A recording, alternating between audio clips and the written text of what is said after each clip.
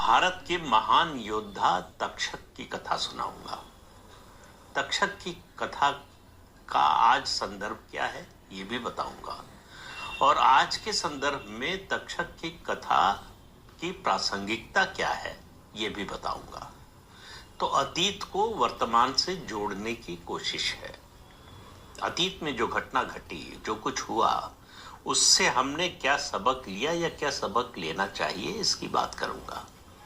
तो ये कहानी शुरू होती है 711 ईस्वी में।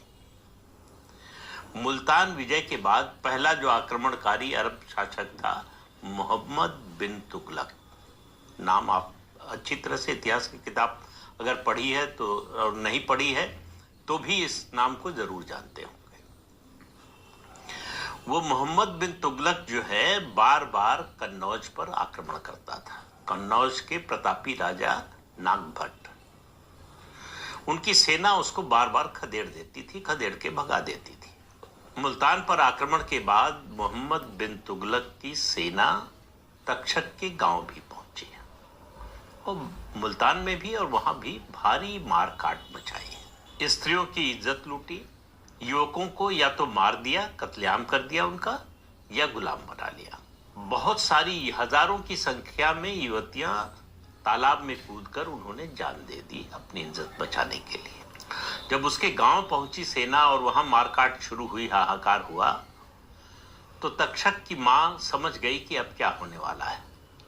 तो उनकी दो बेटियां भी थी, तलवार निकाली उन्होंने, दोनों बेटियों का सर काट दिया और फिर तक्षक की तरफ देखा और उसके बाद तलवार उठाई और अपने सीने में घोंप लिया।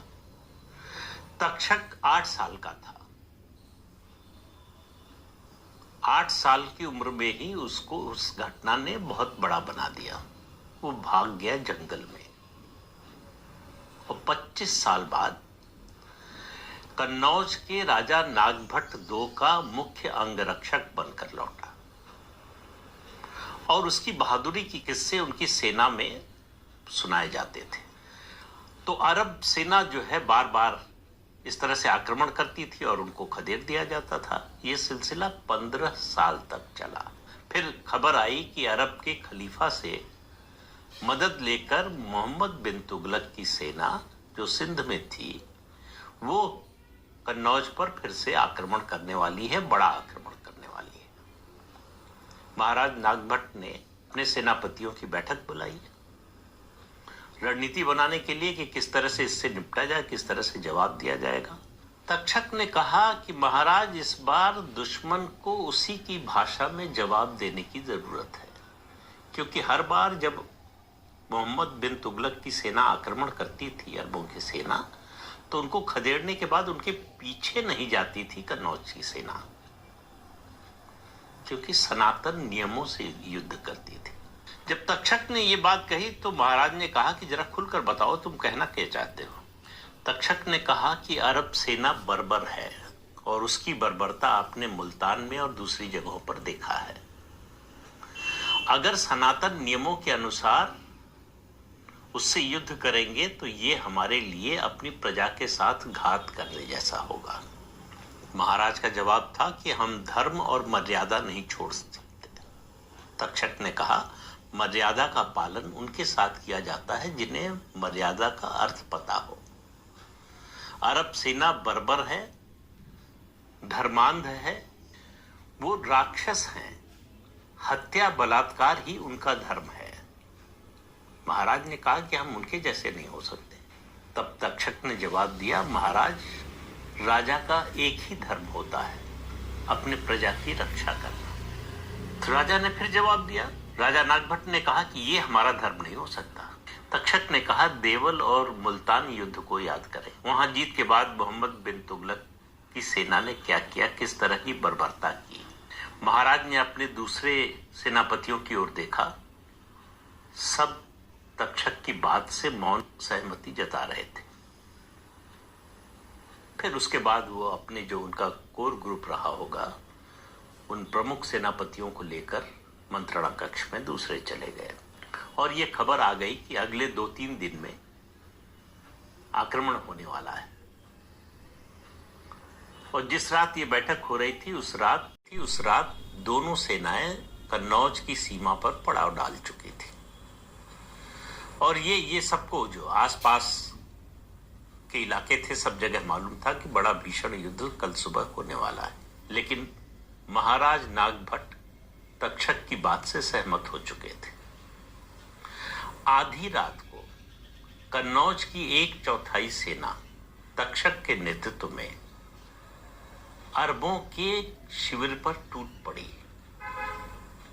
सब सो रहे थे, आराम कर रहे थे और मोहम्मद बिन तुगलक को यह उम्मीद नहीं थी कि कोई हिंदू राजा मर्यादा का उल्लंघन करके सनातन नियमों को छोड़कर इस तरह से हमला करेगा।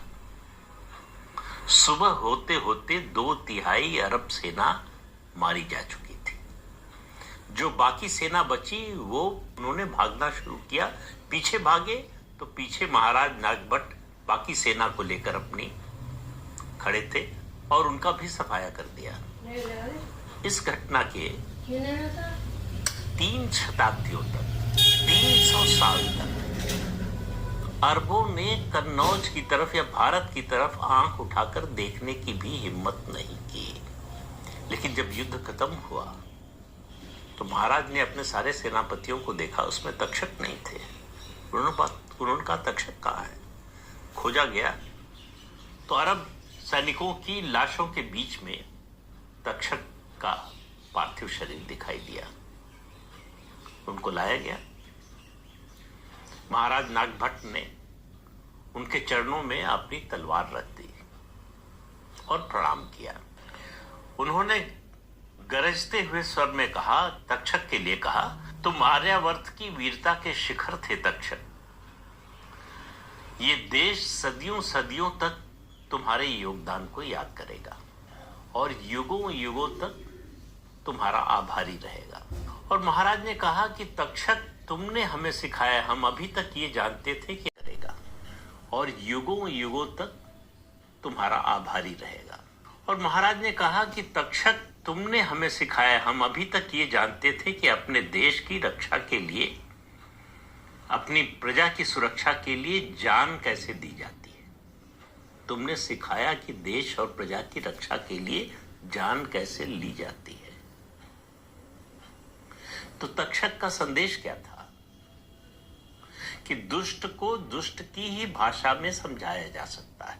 और तक्षक ने कहा था उस समय भी कि दुष्ट को अगर उसी की भाषा में आप जवाब नहीं देंगे, जब तक नहीं देंगे, तब तक वो आपको कमजोर समझता रहेगा। तो इस कथा को पढ़ने के बाद मुझे याद आया महाभारत का प्रसंग, विदुर नीति। विदुर ने कहा था शठे शाठ्यम समाचरेत, यानी दुष्ट को उसी की भाषा में जवाब देना चाहिए। अब आते हैं इस कहानी के संदर्भ पर। संदर्भ है आज जिस तरह से चौतरफा हमला हो रहा है हिंदुत्व पर, सनातन धर्म पर। राहुल गांधी का एक बयान आया है और उन्होंने कहा कि अयोध्या हराकर हमने हिंदुत्व की राजनीति को हरा दिया है। बयान आया है टीएमसी के एक नेता और मंत्री और ममता बनर्जी के बहुत करीबी हैं फरहाद हकीम, कि जो गैर मुस्लिम हैं वो कितने दुर्भाग्यशाली हैं, उनको ईमान लाना चाहिए, तभी उन्हें अल्लाह का आशीर्वाद मिलेगा। इस सीधे सीधे धर्म परिवर्तन की अपील है। पश्चिम बंगाल में मैं पहले बता चुका हूं जिस तरह से एक हिंदू महिला को और फिर पुरुष को जिस तरह से सरेआम मारा गया, पीट पीट कर मार दिया गया, हिंदू महिला को निर्वस्त्र कर कर घुमाया गया। उसके बाद तृणमूल कांग्रेस के ही एक विधायक ने कहा कि इस्लामी राष्ट्र में ये सजा आम तौर पर होती है। तो मैंने उसमें सवाल पूछा था कि क्या पश्चिम बंगाल इस्लामी राष्ट्र बन चुका है? ये संकेत बड़े खतरनाक हैं। इनको जो है आप इग्नोर नहीं कर सकते। इग्नोर करेंगे तो उसकी कीमत चुकाने के लिए तैयार रहिए। तो आज ये जो इकोसिस्टम बन रहा है वो काफी सालों से बन रहा है, जिसका नेतृत्व कुछ नेता और कुछ इंटेलेक्चुअल्स और कुछ एनजीओ और कुछ अंतर्राष्ट्रीय ताकतें कर रही हैं। आप ही की तरह मुझे भी प्रधानमंत्री नरेंद्र मोदी से बहुत सारी शिकायतें हैं, उनकी सरकार से शिकायतें हैं। ये करना चाहिए था, नहीं किया, ये होना चाहिए था, नहीं हुआ, ये नहीं करना चाहिए था, हुआ। ये सब शिकायतें सही हो सकती है, सही है भी ज्यादातर। नाराजगी भी जो है जायज है, लेकिन हम आप आज इस बात की कल्पना भी नहीं कर सकते कि अगर 4 जून को नरेंद्र मोदी की सरकार चली गई होती तो उसके बाद इस देश में सनातनियों के साथ क्या होता। और जिन लोगों का खून खौलता है, कभी इस जाति के लोगों के साथ अन्याय के कारण, नाराजगी के कारण, कभी उस जाति के कारण, मेरा सवाल है कि उनमें से किसी का खून क्यों नहीं खौलता जब सनातन धर्म को बीमारी कहा जाता है, जब उसको उसके समूल नाश की बात की जाती है। हमारी सबसे बड़ी कमजोरी यही है कि हम जातीय अस्मिता के लिए तो लड़ने के लिए तैयार हो जाते हैं, लेकिन अपने धर्म की रक्षा के लिए हम हिलते भी नहीं। आधी बात हमको गांधी ने सिखाई, वही हम याद करते हैं कि अहिंसा परमो धर्म। उसकी अगली लाइन है धर्म हिंसा तथा पिच, यानी अहिंसा सबसे बड़ा धर्म है, लेकिन धर्म की रक्षा के लिए की गई हिंसा उससे भी बड़ा धर्म है, उससे भी अच्छी बात।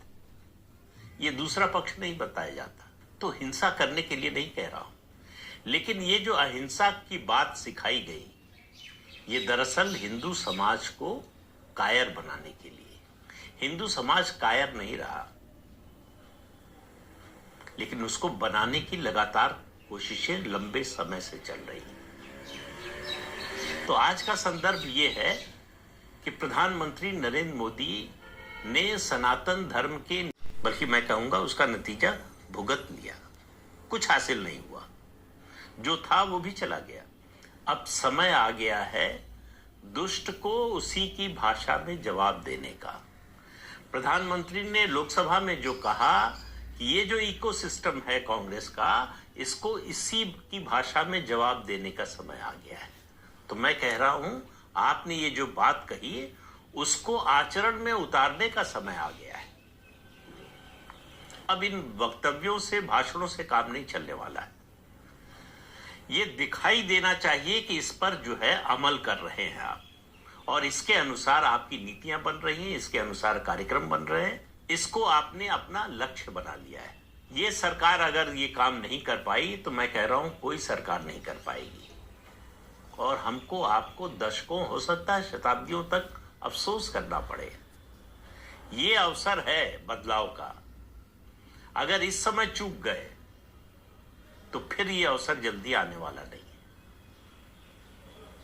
और फिर मैं चिता रहा हूं, जो लोग वोट देने नहीं गए या जिन्होंने खिलाफ वोट दिया, उन सबको।